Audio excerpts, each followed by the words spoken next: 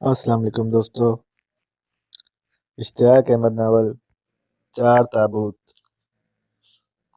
اگر آپ نے ابھی تک ہمارے چینل کو سبسکرائب نہیں کیا تو سبسکرائب کریں اور بیل آئیکن پر کلک کیجیے.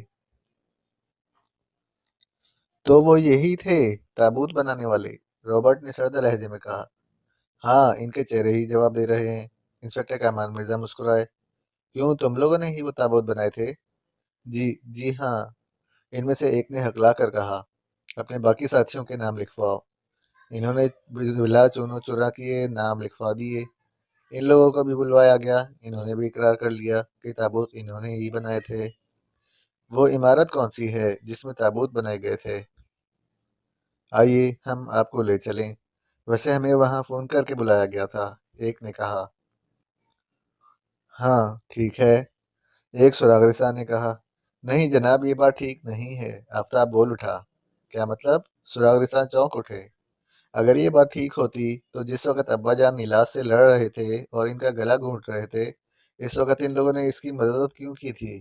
اس کا مطلب تو یہ ہوا کہ یہ لوگ بھی باقاعدہ اس کے ساتھی ہیں، صرف تابوت بنانے کے لیے انہیں نہیں بلایا گیا تھا. آفتاب نے جلدی جلدی کہا. بات تو یہ بھی ٹھیک ہے. کیوں بھائی، تم لوگوں کے پاس اس کا کیا جواب ہے؟ انسپکٹر کامران مرزا مسکرائے. ہم اس وقت ان کا کام کر رہے تھے، اس لیے ان کی ہی مدد کر سکتے تھے، نہ کہ ان کی. اور تم لوگوں کے سامنے ہی ان لوگوں کو تابوتوں میں بند کیا گیا تھا. ہاں، وہ ایک ساتھ بولے.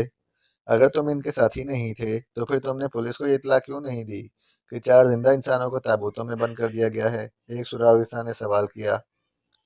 تابوتوں کے کاریگر اس سوال کا جواب نہ دے سکے اور لگے بغلے جھانکنے. بہت خوب، ثابت ہو گیا یہ ان کے باقاعدہ ساتھی ہیں. اب چلیے اس عمارت کو دیکھ لیں، مسٹر رابرٹ نے کہا. ان کا قافلہ اسی عمارت میں پہنچا جس میں تابوت بنائے گئے تھے اور انہیں ان میں بند کیا گیا تھا. یہ عمارت شہر سے 200 کلومیٹر کے فاصلے پر ایک سنسان جگہ تھی اور اس وقت اس میں کوئی بھی موجود نہیں تھا. تاہم لکڑی کا برادہ اور لکڑیاں وغیرہ ابھی تک بکھرے پڑے تھے. یوں بھی انہوں نے اس کمرے کو پہچان لیا تھا. اب اس عمارت کا جائزہ شروع ہوا. انسپکٹر کامران مرزا کی نظریں فرش پر دوڑنے لگی. سب سے زیادہ توجہ انہوں نے نیلاس والے کمرے پر دی. دوسروں کو ایک طرف ہٹا کر میز پر لگا وہ بٹن دبا کر دیکھا جس کے دبانے سے گولیاں ابل پڑی تھیں، لیکن کچھ بھی نہ ہوا. نہ تو نیلاس اور اس کے ساتھی جاتے ہوئے سارا نظام بیکار کر گئے تھے یا تار وغیرہ کاٹ گئے تھے. اب وہ تابوتوں والے کمرے میں آئے. یہاں بھی انسپکٹر کامران مرزا نے فرش کا بغور جائزہ لیا اور پھر انہیں وہ چیز مل ہی گئی جس کی انہیں تلاش تھی. وہ غیر محسوس طور پر اس چیز کی طرف بڑھے اور جھک کر فرش کا جائزہ لینے کے لیے اسے اٹھایا، اور ایسے کر کے اٹھایا کہ کوئی نہ دیکھ سکا. لیکن شاید آفتاب آصف اور فرد سے پھر بھی یہ بات پوشیدہ نہ رہ سکی. وہ تیزی سے ان کی طرف سے رکائے. کیا کوئی کام کی چیز مل گئی ہے ابا جان؟ ہاں، بہت کام کی چیز، لیکن خدا کے لیے خاموش رہو اور ادھر ادھر کا جائزہ لیتے رہو. کیا وہ کوئی اتنی اہم چیز ہے؟ ہاں، بہت زیادہ، اتنی کہ تم سوچ بھی نہیں سکتے، وہ بولے. اور یہ اچھا ہی ہے کہ ہم سوچ بھی نہیں سکتے. آفتاب نے منہ بنایا. انسپکٹر کامران مرزا مسکرائے بغیر نہ رہ سکے. 1 گھنٹے کی مسلسل کوشش کے بعد بھی وہ کوئی سراغ نہ لگا سکے. آخر انشاءجہ کے جاسوس مایوس ہو گئے اور واپسی کی ٹھہری. آپ کے لیے بس ایک ہی حل ہے، انسپکٹر کامران مرزا واپسی پر بولے. اور وہ کیا؟ یہ کہ آپ جیسے بھی ہو نیلاس کو گرفتار کر لیں. ایک بار وہ گرفتار ہو گیا پھر ساری حقیقت سامنے آ جائے گی. لیکن شاید نیلاس کی گرفتاری اس قدر آسان ثابت نہ ہو. یہ آپ کا کام ہے. جس قدر آپ اسے جلد گرفتار کریں گے اتنا ہی بہتر ہوگا. ہماری کوشش یہی ہوگی. ہمارے لیے کیا حکم ہے؟ کیا ہم اپنے ملک جا سکتے ہیں؟ کیونکہ وہاں لوگوں کا برا حال ہوگا، اور پھر ہمارے وہاں فوری طور پر جانے کا ایک فائدہ یہ بھی ہوگا، ہم عوام اور حکومت کی غلط فہمی دور کرنے میں کامیاب ہو جائیں گے اور دونوں ملکوں کے تعلقات خراب ہونے سے بال بال بچ جائیں گے. آصف نے کہا. لیجیے، اب تعلقات بھی بال بال بچنے لگے. آفتاب نے منہ بنایا. ٹھیک ہے، آپ لوگوں کا جانا ہی بہتر رہے گا. نیلاس کی گرفتاری کا کام ہم پر چھوڑ دیں، رابرٹ نے کہا. شکریہ، وہ ایک ساتھ بولے. ان کی واپسی کا انتظام کر دیا گیا. دوسری صبح وہ جہاز میں اپنے ملک کی طرف پرواز کر رہے تھے. اس وقت آصف نے بے چین ہو کر پوچھا. آپ نے ہمیں اب تک نہیں بتایا فرش سے کیا چیز اٹھائی تھی؟ چپ رہو، کیا تم نہیں جانتے دیواروں کے بھی کان ہوتے ہیں؟ یہ بات تو ابا جان ہم بہت اچھی طرح جانتے ہیں، لیکن اس وقت ہم کسی عمارت میں نہیں بیٹھے، جہاز میں سفر کر رہے ہیں. आफताब बोला। तो क्या हुआ? जहाज की भी दीवारों के कान होते हैं। आफताब बौखला उठा। अगर इसकी दीवारें हो सकती हैं तो कान क्यों नहीं हो सकते?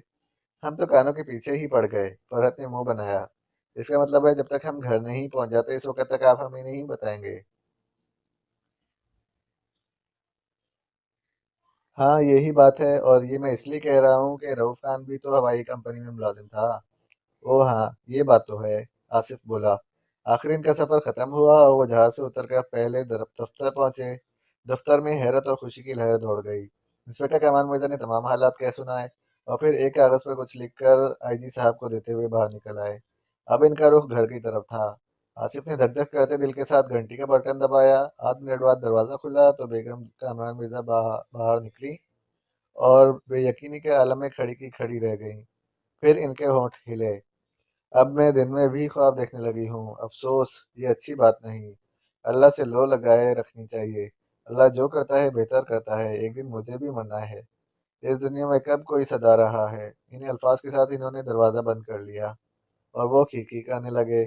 इससे पहले कि आसिफ फिर घंटी बजाता दरवाज़ा फिर खुला और इन्होंने हैरतज़दा अंदाज में कहा, ओहो, ख्वाब अभी तक जारी है। इन ख्वाबों को न जाने क्या हो गया है। मेरे ख्वाबों में क्यों चले आ रहे हैं? अल्लाह अपना रहम फरमा, मुझे सब्र अता फरमा। इनकी आंखें रोते रोते सुर्ख हो गई थीं। अभी वो दरवाज़ा बंद करने ही लगी थी कि आफताब बोल उठा। अम्मी जान, आप ख्वाब नहीं देख रही, हम वाकई आपके सामने खड़े हैं। आफताब, मुझसे मजाक ना करो। मरकर भी तुम्हारे मजाक की मौत नहीं हो गई। वो बिल बोली और इनकी हंसी निकल गई। हंसी की आवाज़ ने इन्हें और भी हैरान कर दिया। इस वक्त तक पड़ोसी इनके इर्द गिर्द जमा हो चुके थे और हैरत ज़दा अंदाज में इस मंजर को देख रहे थे। ऐसे में एक नौ उम्र लड़का बोल उठा, आंटी ये ख्वाब नहीं है, मैंने इन्हें छू कर देखा है। छू कर देखा है? किन को? वो बोली। अंकल कामरान मिर्जा को। नहीं नहीं, मुझसे मजाक मत करो। लीजिए, भला हम आपसे इन हालात में मजाक करेंगे? हद हो गई बेगम, तुम्हें यूं यकीन नहीं आएगा। आओ अंदर।